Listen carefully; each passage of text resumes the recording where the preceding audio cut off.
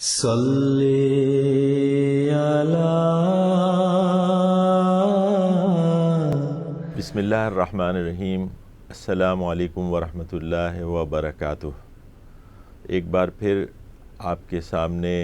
سیرت سرور عالم کی سیریز صلی علی محمد کے تیسرے سیزن کے ساتھ حاضر ہیں۔ اب یہ کہ جو انہوں نے میثاق جو کانسٹیٹیوشن تھا مدینہ کا، اس کے حساب سے جو یہود تھے ان کے ساتھ رسول اللہ صلی اللہ علیہ وسلم کا یہ معاہدہ تھا کہ اگر ایسی کوئی صورت بنتی ہے اور تو جو مسلمان ہیں وہ یہود کی اور یہود مسلمانوں کی معاونت کریں گے، اگر کسی کا خون بہا ادا کرنے کے لیے کچھ رقم یا درکار ہو، ایسا کوئی واقعہ ہوگا تو ایک دوسرے کی معاونت کریں گے۔ یہ اس کی ایک شق تھی۔ تو رسول اللہ صلی اللہ علیہ وسلم نے اس کے مطابق بنو نذیر آپ تشریف لے گئے صحابہ کے ساتھ، اور ان سے کیونکہ ظاہر ہے کہ وہ فائنینشلی ہم نے کہا کہ بہت اسٹرانگ پوزیشن میں تھے اور ویسے بھی معاہدے میں تھے مسلمانوں کے ساتھ، تو یہ آپ صلی اللہ علیہ وسلم نے ان سے کہا کہ اس موقع پہ آپ اعانت کریں کہ ہم یہ جو خون بہائے وہ ادا کر سکیں۔ اس پر انہوں نے ویسے تو جب یہ درخواست آپ صلی اللہ علیہ وسلم نے ان سے کی تو انہوں نے کہا کہ ہاں ہم تیار ہیں، لیکن بیہائنڈ دا سین وہ انہوں نے جا کے یہ طے کیا کہ بجائے اس کے کہ ہم یہ ان کی مدد کریں اور کچھ مال ہم ان کو دیں، جیسا کہ وہ کہہ کر گئے تھے کہ لینے کے لیے گئے آپ انتظار کریں، لیکن انہوں نے پلان یہ بنایا کہ آپ صلی اللہ علیہ وسلم کے اوپر ایک دیوار کے ساتھ ٹیک لگا کے آپ بیٹھے ہوئے تھے، اور ان کا یہ پلان تھا کہ اوپر سے آپ صلی اللہ علیہ وسلم کے اوپر ایک بڑا پتھر جو ہے وہ گرا دیا جائے اور نعوذ باللہ جو ان کی ہلاکت کا سبب بنے۔ تو آپ صلی اللہ علیہ وسلم کو اللہ تعالیٰ نے یہ فرشتے کے ذریعے اپنے خبر دی کہ آپ یہاں سے نکل جائیں۔ آپ صلی اللہ علیہ وسلم نے کسی سے کوئی بات نہیں کی اور صحابہ کو وہیں چھوڑ کے وہ اٹھ کے چلے گئے۔ صحابہ بھی پریشان تھے۔ کافی دیر انتظار کے بعد جب آپ صلی اللہ علیہ وسلم نہیں آئے تو مدینے جا کے جب آپ صلی اللہ علیہ وسلم سے دریافت کیا تو انہوں نے بتایا کہ یہ سلسلہ تھا اور مجھے جبریل نے آگاہ کیا اور میں وہاں سے چلا آیا۔ اس واقعے کے بعد رسول اللہ صلی اللہ علیہ وسلم نے محمد ابن مسلمہ رضی اللہ عنہ کو بھیجا بنو نذیر میں، اور انہیں یہ ابن اسحاق کے مطابق 10 روز کا الٹیمیٹم دیا۔ 10 روز ان کو دیے کہ اس 10 روز کے دوران وہ اپنا سامان وامان لے کے اور وہ یہاں سے، اور انہوں نے رسول اللہ صلی اللہ علیہ وسلم نے کہا کہ یہ میری زمین سے نکل جاؤ۔ تو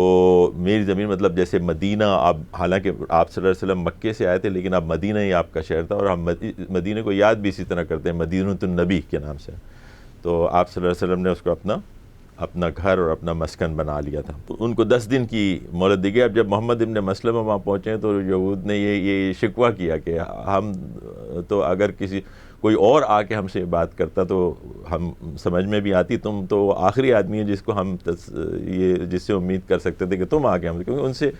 اچھے تعلقات تھے ان کے، بنو نذیر سے پرانے، عربوں کے کچھ تعلقات ان قبائل سے تھے، بزنس کے حساب سے یا کسی اور حساب سے۔ تو انہوں نے کہا کہ اب ہماری جتنی بھی جو ایفیلیشن ہے یا جتنی بھی ہمارے رشتہ ہے وہ صرف ہماری ایمان کی بنیاد پہ ہے، باقی چیزیں جو ہیں وہ ثانوی حیثیت رکھتی ہیں۔ اس میں بھی ہمارے لیے ایک سبق ہے، جیسے کہ ہم دیکھ رہے ہیں کہ سیرت میں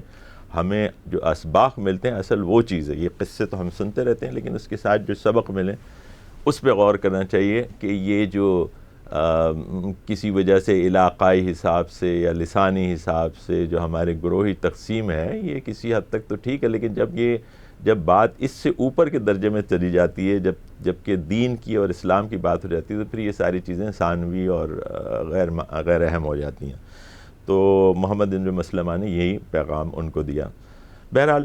معاہدہ یہ طے ہوا کہ 10 روز کے اندر یہ لوگ اپنے گھروں سے صرف اتنا سامان لے کر وہاں سے نکلیں گے کہ جس میں ایک اونٹ مکمل طور پر ایک فیملی اس کے اوپر جتنا سامان وہ لاد سکیں لاد لیں، باقی جو بچ جائے گا وہ مسلمانوں کا ہوگا۔ اس معاہدے کے تحت، اور پھر اس ایویکویشن یا ان کو وہاں سے انخلاء کو بھی جو سپروائز کیا وہ محمد ابن مسلمہ ہی نہیں کیا رضی اللہ عنہ۔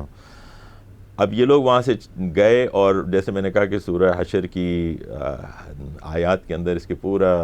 ڈیٹیل 15-16 آیات ریفرنس کے طور پر سامعین دیکھ بھی لیں جا کر،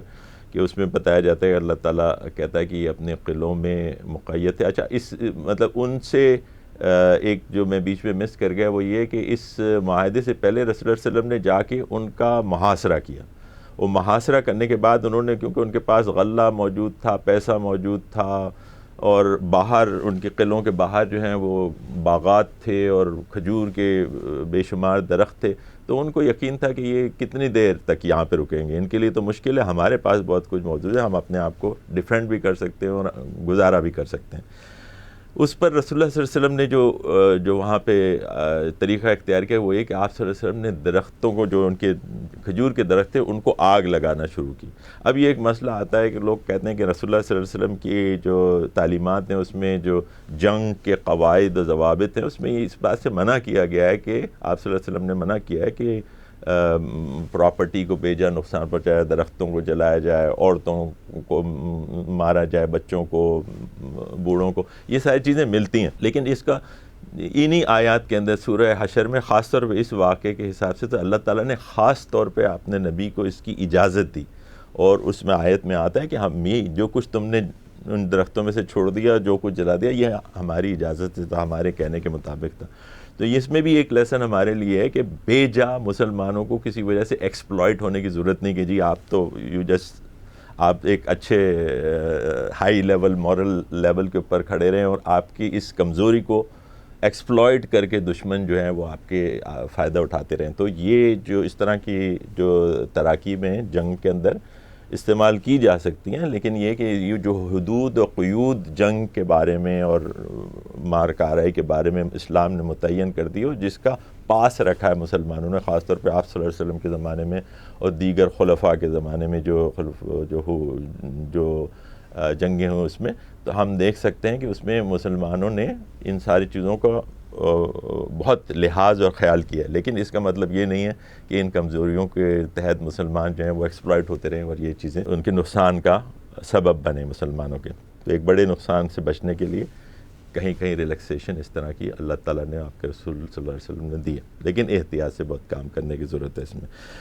آخری بات کیا کہ ختم کرتے ہیں کہ یہی اس واقعے کے بعد یہ یہود کا قبیلہ بنو نذیر یہ خیبر کی طرف روانہ ہو گئے اور وہیں جا کے آباد ہوئے، اور ہم دیکھتے ہیں کہ بعد میں خیبر کی جنگ میں بھی انہوں نے، اور جنگ خندق میں بھی جس کا ہم بعد میں ذکر کریں گے، اس میں بھی انہوں نے کفار کی مدد اور ان کی ہمت افزائی کی، اور پھر خیبر کی جنگ میں تو حصہ بھی لیا. تو اور کچھ لوگ ان میں سے شام چلے گئے، لیکن یہ کہ یہاں سے مدینے سے ان کی خلاصی ہوئی، اور اس مال و اسباب کے اوپر پھر مسلمانوں کو، اس کو ہم اگلے قسط میں انشاءاللہ کچھ یہیں سے شروع کر کے آگے لے جائیں گے. لیکن آخری بات یہ کہ اسی دوران شراب پر پابندی لگی. یہ شراب پر پابندی پہلے 4 سال میں نہیں تھی، اور مسلمانوں میں سے بھی لوگ جو ہے وہ شراب پی لیا کرتے تھے. بتدریج پابندی لگی ہے. پہلے نماز کہا گیا کہ وانتم سکارا، اگر تم نشے کی حالت میں ہو نماز میں نہ جاؤ، پھر آہستہ آہستہ کر کے درجہ وار، جیسے کہ اسلام کا طریقہ ہے تمام معاملات میں بتدریج پابندی لگائی. لیکن آخری پابندی